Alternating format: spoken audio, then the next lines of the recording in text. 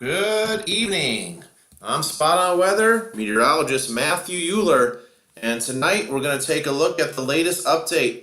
I have a couple updates in the long range as well as on the upcoming storm along the Arctic boundary here coming up shortly. Thought I would title this presentation tonight, Let the Winter Fun Begin.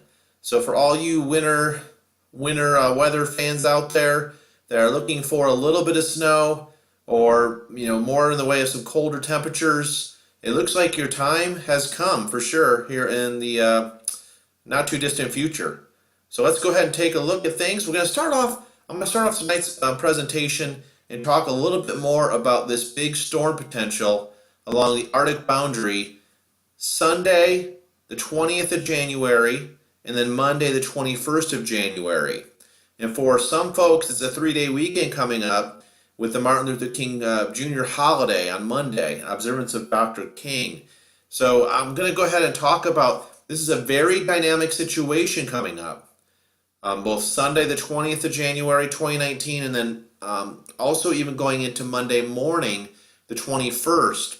It's a very dynamic setup here. I'm showing you some images of some thickness charts. The image on the left shows a 1003 millibar low situated over West Virginia. Now this is overnight Saturday night into Sunday morning. And at this point in time, the thickness values generally support all liquid rain. Pretty much all the way across, anywhere from Tennessee into western North Carolina into Virginia. Even some rain creeping up into southern Pennsylvania. Okay, and this is about 2 a.m. local time on Sunday morning the 20th. So overnight Saturday night into Sunday morning. Okay, we got a big sprawling 1047 millibar high situated over South Dakota at this time. So we got a clockwise flow around high pressure systems in the northern hemisphere, and that generally brings cold northerly winds out ahead of high pressure systems. Most importantly though, look at the swath of rain you see overnight Saturday night. Like I said, the temperatures are plenty mild enough. No worries about any frozen precipitation at that point in time at all. You will notice, though, that we have an Arctic frontal boundary, a cold front extending from southwest Pennsylvania down through middle portions of Tennessee into Texas. We got the cold Arctic air spilling all the way south into Texas at this point in time. Now, look at the image on the right. We still have that high pressure system dragging, circulating much colder air in on its front side. It drifts slightly south, still a 1046 millibar high pressure system. Very strong. We have a lot of Arctic air involved in this, okay? And that's what makes this even more dynamic, is we're talking about a major Arctic plunge for much of the nation east of the Rocky Mountains. We see now, on the image on the right, there's an area of lower pressure at about 1003 millibars.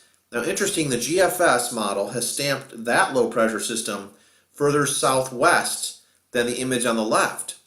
And so, what I'm expecting is we're going to get these low pressure systems to develop along this strong Arctic frontal boundary, okay? This is a strong temperature contrast zone between fairly mild air out ahead of the low pressure system, going all the way from Georgia into the Carolinas, into Virginia, up into Maryland, and even up into New Jersey. Okay, so you have very mild air streaming up. The image on the right shows you the actual weather conditions as of 8 o'clock a.m. on Sunday morning, January 20th, 2019. So a lot of rain showers. We're still in Virginia, southeast Virginia, we're still plenty mild enough to just have it completely rain. There's a swath of snow on its backside, extending from Kentucky into Ohio, into western Pennsylvania, up into New York State, over across Vermont, New Hampshire, into Maine. Okay? Now, with such strong dynamics and such a strong amplification of your jet stream, the polar front jet stream, and all this very cold Arctic air spilling south, I would expect to see this area of low pressure be, initially the area of low pressure to the north along the Arctic boundary over West Virginia, eventually transfer its energy to the area further south, the area of lower pressure further south. And right now the models are having a hard time discerning where exactly this area to the south, where that new area of low pressure to the south is going to form along this Arctic frontal boundary. And that's really going to be the key component In this forecast for this upcoming weekend will be the timing of how soon the Arctic air spills into southeast Virginia, as well as the amount of moisture available. Where are the best dynamics going to set up? These are all questions that remain to be answered. And I do expect over the next coming days, the next 2 to 3 days, we're still going to have a lot of model uncertainty on where that specific southern low pressure system, the southern stream, the southern area of low pressure, where it sets up. Okay. Now watch through time what happens here. Okay. The image on the left here, I'm showing you now a 1,000 millibar low pressure system situated over south central Virginia. Still plenty of warm air, still out ahead of that Arctic cold front. A lot of rain streaming up from central northern Florida, up to Georgia, up to the Carolinas, up through southeast Virginia. But the cold air is advancing quickly. 1,044 millibar highs now situated over northeastern Kansas. Image on the right. Now that we have a pinker color, a pinker shading there, and that indicates a changeover, a mix of rain and snow, possibly some icy conditions. Okay, that starts moving into southeast Virginia by Sunday evening, the 20th of January 2019. So by about between 6 and 8 p.m., we could look at a turnover possibly of the rain to some mixed rain and snow across southeast Virginia, possibly changing over to all snow. Okay, the 1,040 millibar high situated over northwestern Missouri. Look at how far south the thickness lines get. The 540 decameter thickness line. That's typically your rain snow line east of the Mississippi River. That's all the way down into the northern Gulf of Mexico, south of New Orleans. Okay, so we have a very, very big change coming in the weather coming up Sunday and Monday, the 20th and 21st of January 2019. A much colder temperature plunge is coming in. Okay, now let's keep moving forward.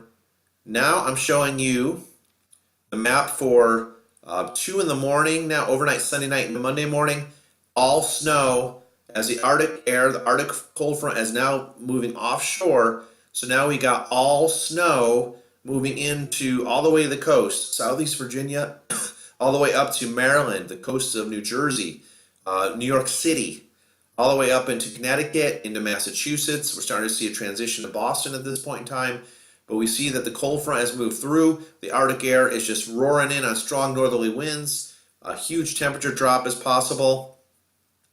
And on the image on the right, the precip by about 8 o'clock in the morning on Monday, the 21st of January, all the precipitation has now moved offshore. We got colder, drier air filtering in as that high pressure system moves into eastern Kentucky at that point in time.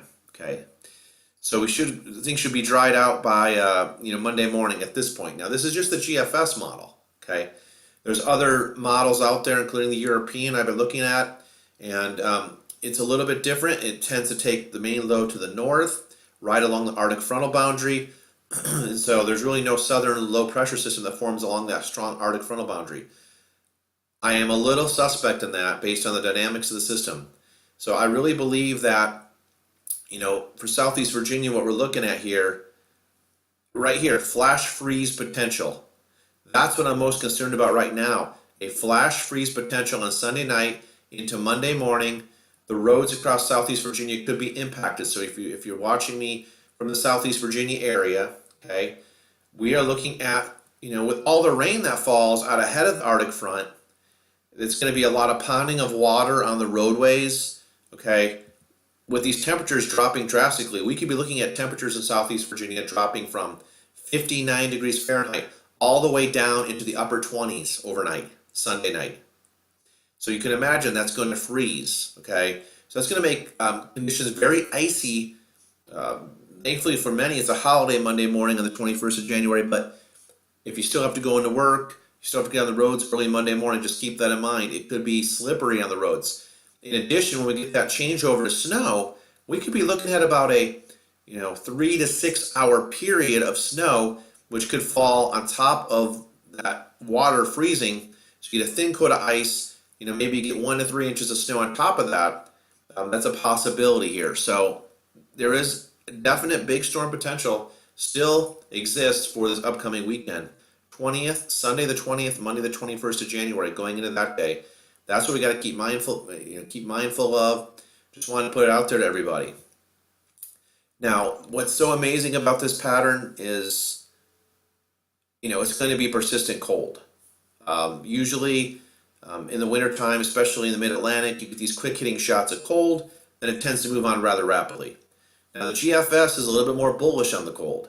The European model, as of today, the 14th of January, it's less bullish. Okay, it shows some pretty good shots of Arctic air coming in, but they move off relatively quickly, and there's a recovery. Okay. Now, what are we looking at here on the left? Okay, the next storm in Arctic air that's in place, we got a 1,045 millibar high there on the left, situated over Ohio on the 23rd of January. So we have lowering thickness values, cold air moving in on the front side, basically to the east of that high pressure system, directing much colder air and lower thickness values into the mid-Atlantic. Now we have a new storm system developing down into the northwestern Gulf of Mexico. And look at how far south the Arctic air is. Yes, this is forecasting snow for Texas, central Texas. This is forecasting ice just north of the Houston area. Much, more so in the form of rain along the Texas Gulf Coast and Louisiana. For Southeast Virginia, we're looking at just dry and cold conditions. Now, on the right, look how the storm progresses. Now we have the storm system moving along the northern Gulf of Mexico, just basically in the vicinity of New Orleans on the morning of the 24th of January. And there's still a swath of rain, snow, and ice. That swath of snow and ice. We've got ice in central Mississippi. We have ice in the central Alabama. We have a 1,045 millibar high situated over central Pennsylvania. Very cold air all the way down the East Coast. Let's continue moving on. This storm generally moves through the pattern, and then it moves up the coast like this. So by the 25th, we're looking at an area of low pressure off the Carolina coast. We have a lot of cold air in place to the northwest of the system, which would be definitely indicative of snow into Virginia, all the way back to Kentucky, Tennessee, northern Mississippi, and northern Alabama. Atlanta, you're right in that line between freezing rain and snow by this point. So this is just giving you an indication of how cold the air masses are going to be east of the Rocky Mountains in the coming weeks. On the right-hand image, basically showing that the system is generally at the tail end of it moving out. Mainly wanted to show you what's in the wake of the storm on the 27th over here on the right. That is a lot of cold air. We almost have that rain-snow line all the way down into southern Alabama, southern Georgia. 516 decameter thickness over southeast Virginia. And then you go even further north than that into New England, you're looking at less than 504 decameter thickness, which is going to be bitterly, bitterly cold air on the 27th. As I've been mentioning, even in the last video I made just recently on Friday night, the pattern remains very favorable for winter storms. When you get these long, deep troughs, these long, deep upper level, amplified upper air troughs situated over, where you're putting cold air all the way down to the northern Gulf of Mexico, this is very favorable to develop East Coast winter storms. Right along the boundary of the Arctic air mass. Where's that set up? That's going to be the key in the long range. This particular storm out on January 29th shows another coastal low. Takes more of a, impacts mainly the mid-Atlantic southward, even down to the coast of South Carolina, North Carolina with more snow. Could be a little bit of ice all the way down to Georgia. So again, very active, favorable pattern for storms. An update on the polar vortex. The main thing with the forecast, this video tonight, is the polar vortex is unleashing waves of Arctic cold. Now there may be some times where you get this shot of very cold Arctic air, and then maybe there's a brief warm up, a brief recovery to milder temperatures. I'm not talking super mild. I'm not talking anything like the 60s working their way up the eastern seaboard for highs, but I'm talking about maybe the 40s. Just maybe in between the Arctic air masses, the waves of Arctic cold. There may be a quick recovery in the temperatures. It's very possible. I did make the polar vortex here a little bit larger for you to see. Generally, the polar vortex on the 26th of January is situated over Hudson Bay, Canada. And the darker blue areas on that image on the left show much below normal temperatures across the upper Midwest into the East Coast. Image on the right, 29 January. So what we're showing is a change in intensity of the cold beneath the polar vortex. Now the image on the right, the polar vortex gets more stretched out like a rubber band, becomes more elongated.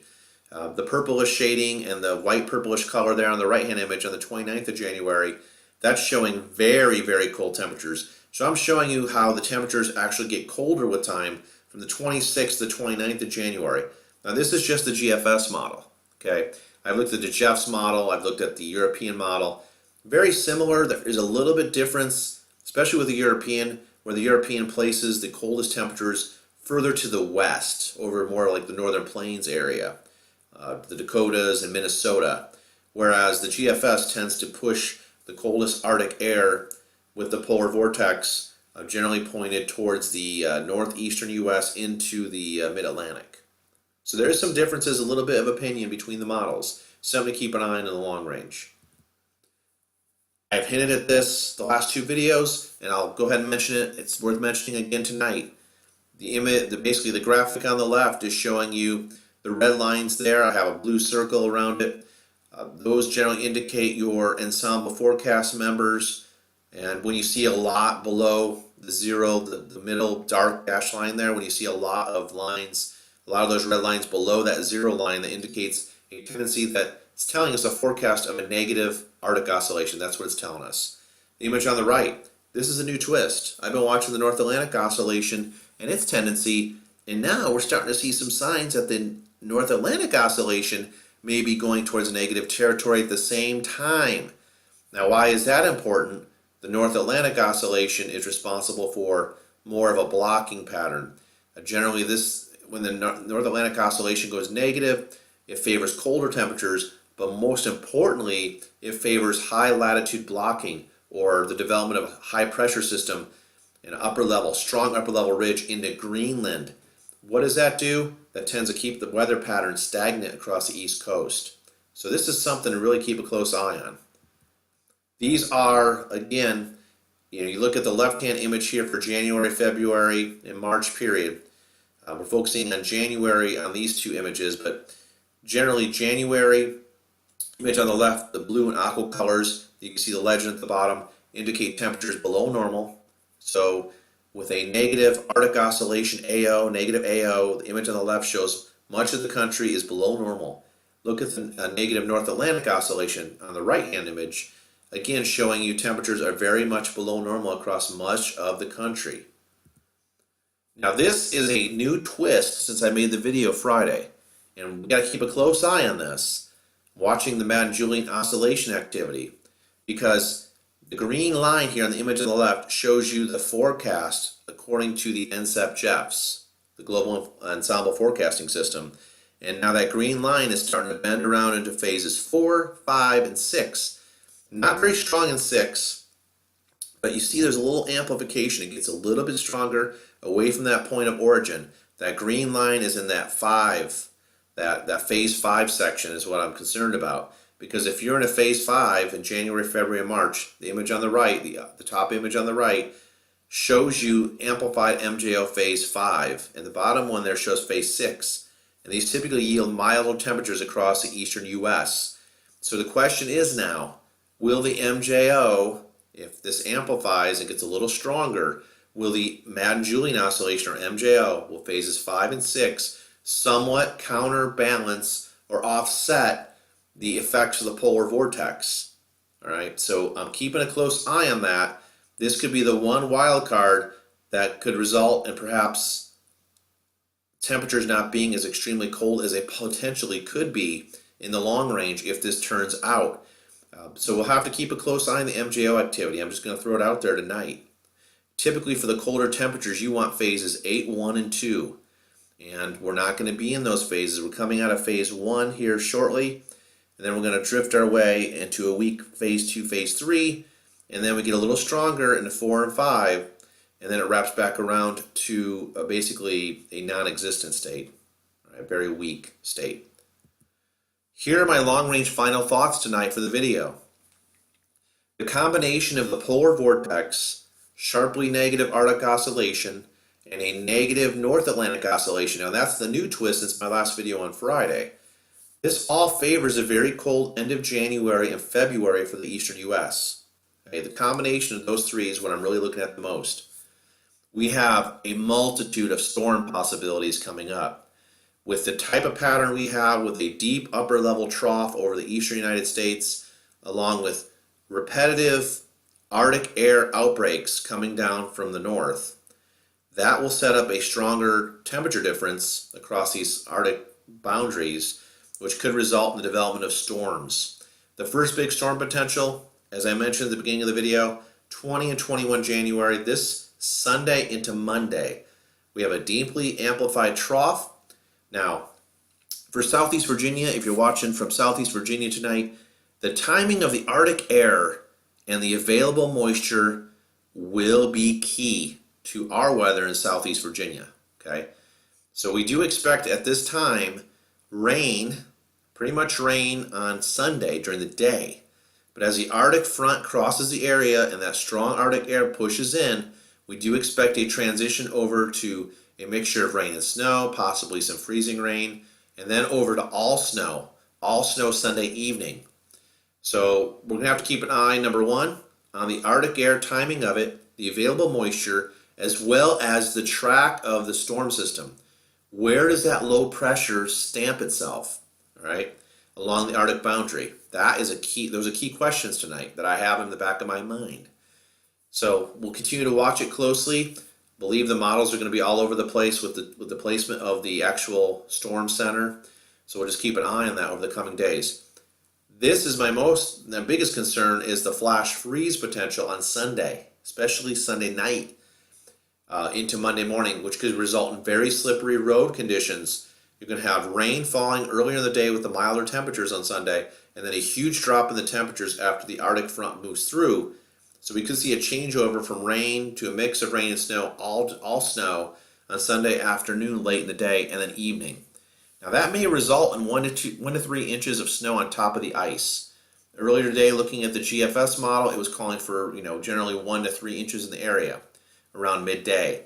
It's generally gotten a little bit less on the 18Z run tonight. It's looking at 1 to 2 inches now. The European doesn't really provide much in the way of snow, maybe a dusting to an inch across Hampton roads on the backside of the storm as the rain changes to snow. But just keep this in mind. The ice is my biggest concern because you're going to have standing water from the rain earlier in the day. You're going to have a huge drop in temperature throughout the day Sunday, possibly from 60 all the way down to 27 overnight Sunday night into Monday morning. It's a huge change of temperature. We're going to drop below freezing. And then the other issue is Monday, the 21st of January, we're not likely to reach above freezing, 32 Fahrenheit for a high at this point in time. Looks like the temperatures are going to remain in the upper 20s. If anything, maybe they struggle to reach 30 Fahrenheit, but we're going to remain below freezing all day.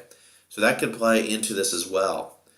Repetitive waves of Arctic air along with multiple winter storm threats for the eastern U.S., we see it. Okay, we see it. If we go back, we see what's going to happen here.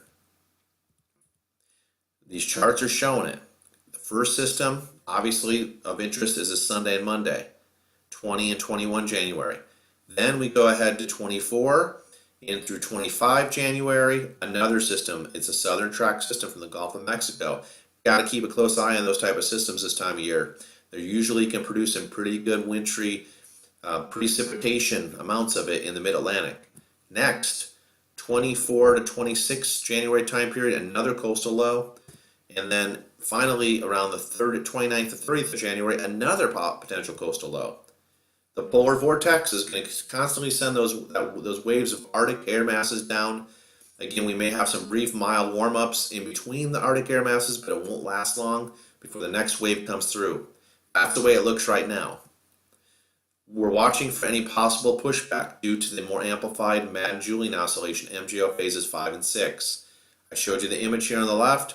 We're watching this forecast carefully. That could provide a little bit of pushback to the cold across the eastern U.S. Right now, overall, though, we do believe that the colder weather factors, and that would be the polar vortex, sending the waves of cold down here, the weakened polar vortex, the sharply negative Arctic oscillation, and a negative NAO, North Atlantic oscillation. We believe those are just too strong. Right now, our thinking is those colder weather factors will win out. and as a result, we'll have extremely cold temperatures across the eastern United States. But again, we'll keep an eye on things. You never know, and we'll keep you up to date on things. I do want to take this time to thank everyone for watching this video. I do want to take this time and really say thank you for those that have subscribed to the Spot on Weather channel on YouTube. I have noticed the increase in the number of subscribers over the last few days, and believe me, I'm greatly appreciative of it. I really love to share my passion and knowledge of weather with you, and hopefully you enjoy these videos. You find them very informative, and that will wrap things up tonight. We'll keep an eye on things across Southeast Virginia and the eastern U.S. as a whole with the overall pattern. We do wish you a very pleasant Monday evening, everyone. Remember, if spot on weather, if we're not spot on, we're not doing it right. I wish everybody a great Monday evening. Have a good one.